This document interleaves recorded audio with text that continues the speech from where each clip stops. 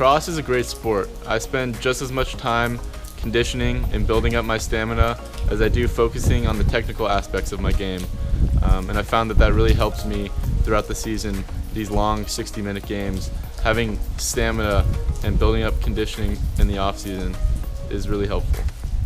Lacrosse is a very unique sport. I find it very difficult to get in proper shape for.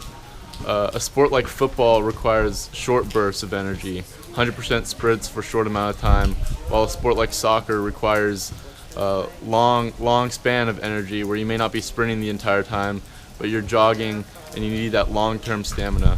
While lacrosse is kind of a beautiful combination of the two.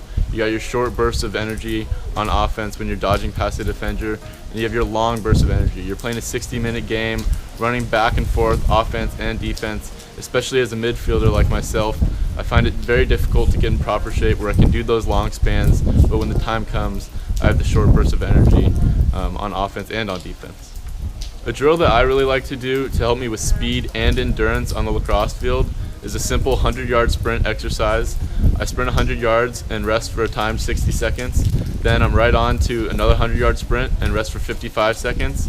Another sprint, rest for 50 seconds. Each sprint I decrease my rest time by 5 seconds. This really helps with handling fatigue like you would in a game setting on the lacrosse field.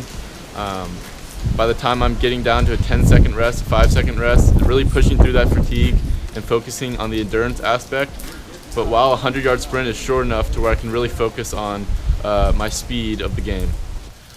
Another thing that I've really found helpful while conditioning for lacrosse is having a stick in your hand. If you can learn to be comfortable with your stick in your hand while you're fatigued and while you're tired, it's really going to benefit you during a game. A drill that I like to do is I like to have my stick and I like to zigzag my way down the field. About every 10 yards, I act like there's a defender and I dodge out of it. So I pick a spot on the field and I approach it at about 80% speed, and then I switch hands, make my move, and bolt out of it at 100%. Doing this, zigzagging my way down the field, I found that it really helps me get a good feel for my stick in my hands while I'm moving at different speeds, and I can translate that directly to my game in lacrosse. Just as important as endurance is your ability to change direction quick and get out of a dodge as fast as you can. And a drill that I found very helpful with that is just a 10-yard shuttle run. Find anywhere on the football field is best, with 5 yards to your left and 5 yards to your right. Start going one way, sprint to your right, touch the line, sprint 10 yards back to your left, and then finish going 5 yards back to your right through the line, and then repeat. Any way you can get that change of direction as fast as possible is really going to benefit you in the game.